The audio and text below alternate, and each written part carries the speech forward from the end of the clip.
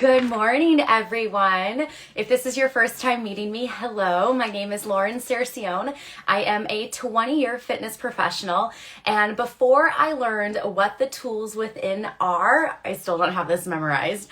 I was in chronic pain and inflammation, and my dream body eluded me. I felt disconnected, anxious, and angry. Most of my energy was spent proving myself to other people. It wasn't until my breaking point in 2010 when binge eating stopped soothing my pain that I committed myself to finding and learning how these quote unquote tools within work. The tools within are the brain, the heart, and the lungs. These three organs have physical and spiritual / energetic functions to them. When used simultaneously for both purposes, the physical human person connects with their soul in deep and profound ways.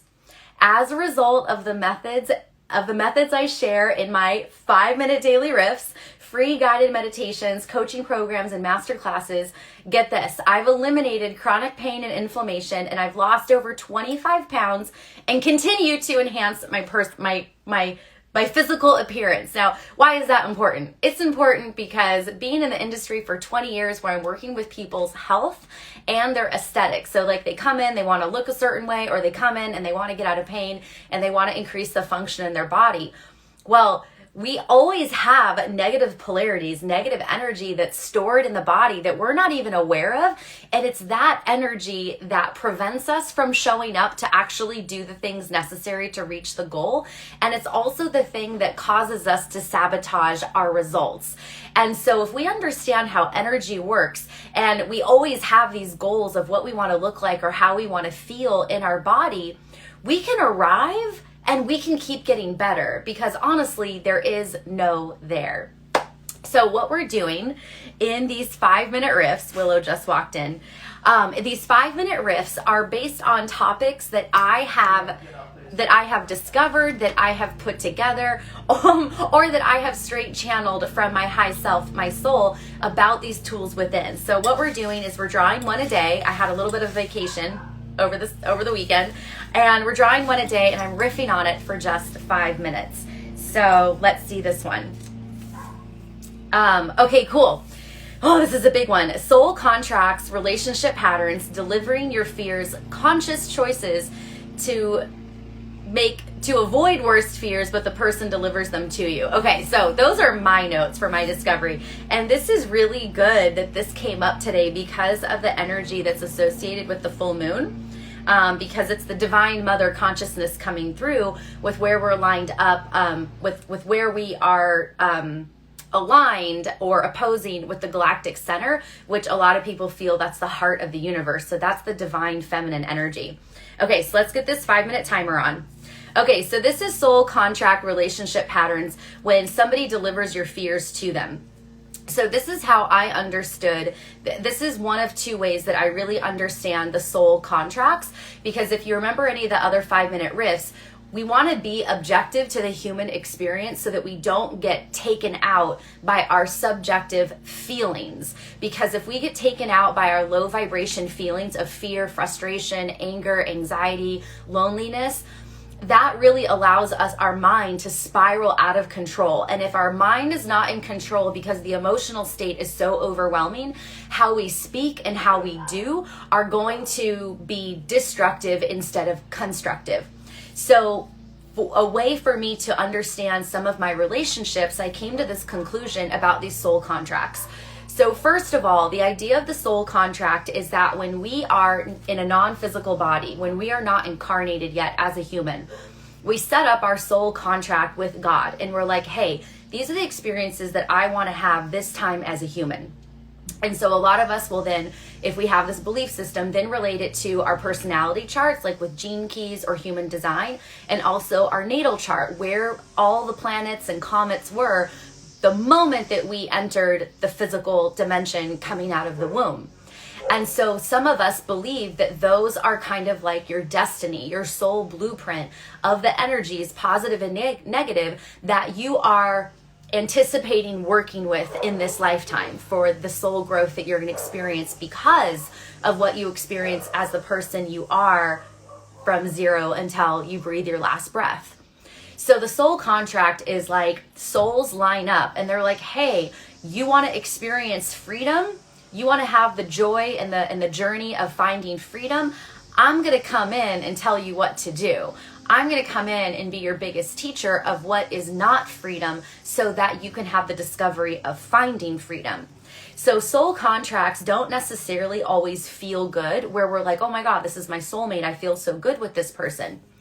And so what I noticed when I came to this conclusion of a soul contract that the person delivers your fears is I was reflecting on a relationship that I had where the things in my head that I consciously know, so my thoughts of knowing like this is hardwood cabinet, like I consciously know that. That's a conscious thought. Conscious thought, I'm wearing purple. I knew the fears that I had about what it would mean to be an unsuccessful, codependent human. So I knew what my conscious fears were that around being able to take care of myself. And a particular relationship that I got involved with was with someone who I thought was going to make me feel secure and safe, but instead it like backfired. So all the things that happened in this particular relationship actually made me feel more dependent and actually took things away from me. So my biggest fears of not being able to take care of myself came true through this relationship, because there was some manipulations that I allowed to happen to cause myself to get more and more restricted, quote unquote, safe and secure. So when I was doing some inner work for forgiveness around this relationship, around the person, around my role in it, what I discovered was, holy shit, this person signed a soul contract with me. And I really appreciate that this person actually showed up to help mirror to me the negative polarities or the negative energies that I was willing to experience in order for me to have these certain soul growth moments.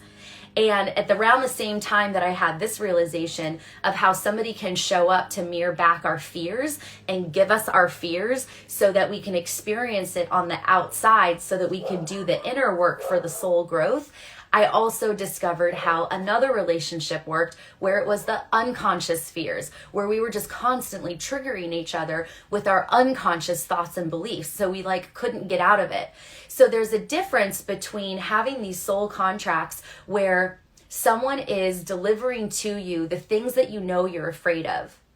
And it's this time when you're like, fuck, I know, but you understand it hypothetically, and you understand what's happening in your life, but you can't change it because it's the energetic part that's under the surface. And so if we can look at the energetic part that's under the surface with gratitude and appreciation for this huge soul experience that just happens to include being a human in this third dimension, we really can start to forgive people. And the timer went off. Let me just wrap it up with this. Because part of when I discovered this idea about soul contracts was because I was feeling like it was really hard to forgive. Like, what does it mean to forgive? And if we forgive, does that mean that we condone somebody's behavior? And if we can't forgive ourselves, how is that constantly messing up our physical health, our mindset, how we view ourselves, and then how we show up to take care of ourselves and how we show up with other people? Because forgiveness is the thing that allows us to break free from these negative energies that are within us and that get trapped in space and time, get trapped in memories. And if we have these trapped emotional events and these trapped thoughts, our energy is getting pulled in too many directions because we know we have a goal and we want to move forward, but we can't. And it's the energetic component that we can't. So when we can do things to get our mindset on board, to release these attachments to negative experiences that we've had, to use something objective like a soul contract to allow us to forgive the human, but then also have deep appreciation for the pain that human caused you, because you can see on a soul level how much you grew internally. And so then you're like, well, gosh, is this actually real? Did someone actually sign up to help me find these realities? And just like anything, like if we're working out and we're exercising, it doesn't always feel good. Was this a soul moment that didn't really feel good, and it was delivered by a person, and so that's why I'm being subjective about it? It allows us to free up space. So I hope you enjoyed that. Let me know how it felt for you, and we will catch you tomorrow.